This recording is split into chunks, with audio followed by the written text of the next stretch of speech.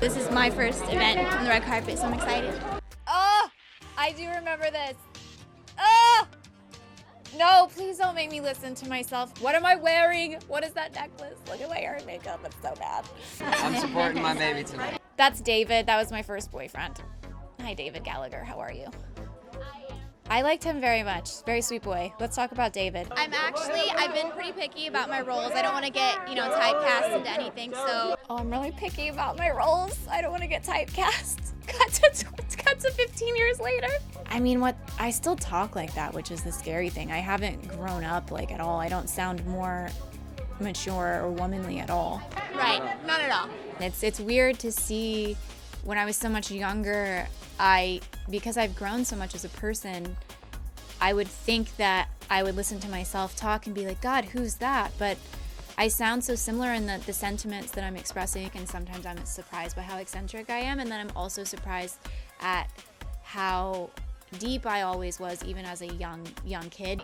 Just keep smiling and don't let what people say get you down. Megan was nothing but smiles, thin eyebrows, green eyeshadow, and hair in curls at the 2004 premiere of Confessions of a Teenage Drama Queen. The then 17-year-old starred alongside Lindsay Lohan as her #1 enemy. No, she's crying. The baby. The following year, E.T. was with Megan on set of the comedy Hope and Faith, where she eventually met her future husband, Brian Austin Green. And action.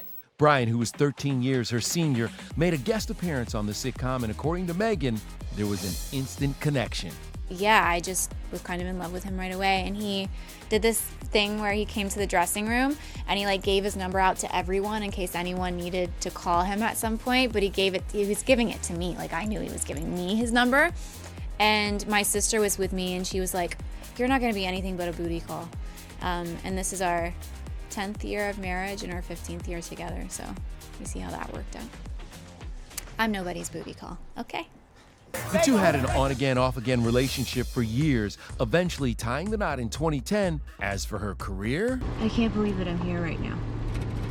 her big break came in 2007, starring alongside Shia LaBeouf in Transformers. A lot you don't know about her. Let me walk you through it, audience. She's big in Nirvana. She's got 40 dogs. You do have 40 dogs. 7 dogs. 7 dogs is still a bundle. Nobody cares. Well, let's talk about the movie.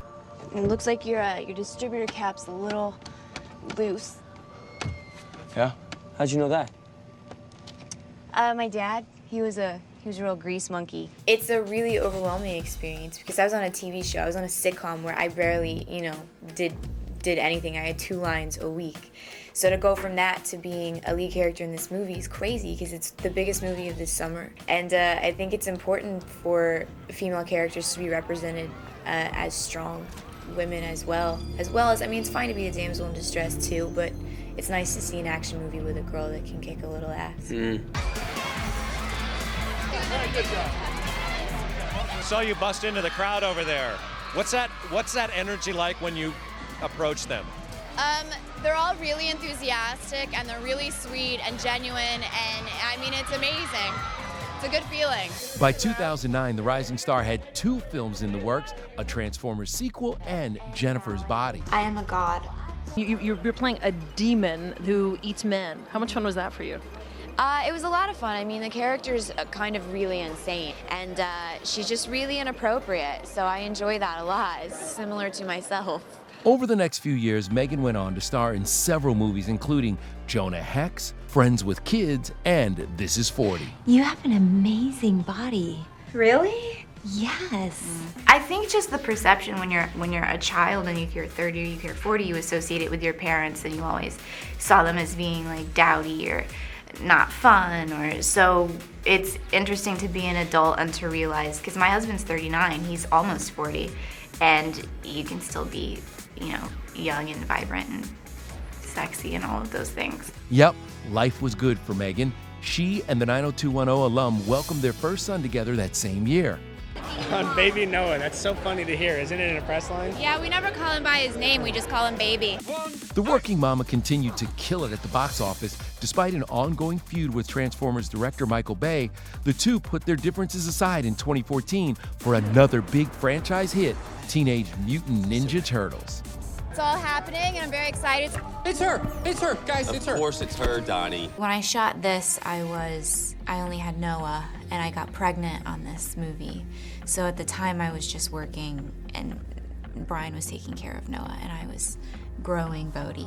These four have done more for this city than you will ever know. I think we all knew there was going to be a sequel because it's just a property that is already, people love it. It already has like such a huge audience that we would have had to really have destroyed it for people to not gone. In 2015, Megan's personal life hit a rough patch. She and Brian announced their separation, with Megan filing for divorce. But by August of 2016, the hot and cold couple welcomed their third son journey. I'm definitely not a workaholic, and I feel like I'm at home with my kids a lot. I don't have a crazy life. I don't have a crazy schedule. In 2019, Megan filed to dismiss the divorce from Brian, only to break up once again less than a year later. The mom of three then sparked romance rumors with Machine Gun Kelly, who she met on set of Midnight in the Switchgrass. She then went on to star in his music video. I mean, working with him is amazing. Honestly, I don't know if people understand what a good actor he is. He's so charismatic and he's so naturally gifted, and he's so intense. Her next project, Till Death, a thriller about an unhappy married couple. What is your advice on not being in a toxic relationship? What is your advice on being in a non-relationship that reflects till death, you know? I think you just have to be aligned with yourself, and you have to remove your ego as much as possible. You have to be selfless, meaning you have to always prioritize loving the other person where they are, as they are, who they are in this moment. Not try to change people. Megan was officially a single woman early in 2022 after finalizing her divorce from Brian, and her whirlwind romance with MGK kicked up a notch. We're talking matching manicures, a blood vial necklace, and lots of PDA. Well, it's just hard to be away from someone that you love, and I think it's important to maintain intimacy in a relationship. In the distance, it's very, even with FaceTimes or things like that, it's difficult to maintain a really deep level of engagement with a partner, and so I try to be there as much as I can. I won't be able to be on the whole tour, but I try to be present. He was like, "You're gonna be naked tonight," and I was like, "Whatever you say, Daddy, whatever Daddy says." The twin flames, who got engaged after dating for a year and a half, have been inseparable, even teaming up on a couple of projects this past year. You must be so proud, Megan. Super proud, yeah. How much fun was it to be directed by your man? I mean, he was amazing. And he wrote the whole movie in like 3 days, which is incredible. He gets these bursts of creativity where he sort of downloads something from the universe and puts out an amazing product really quickly.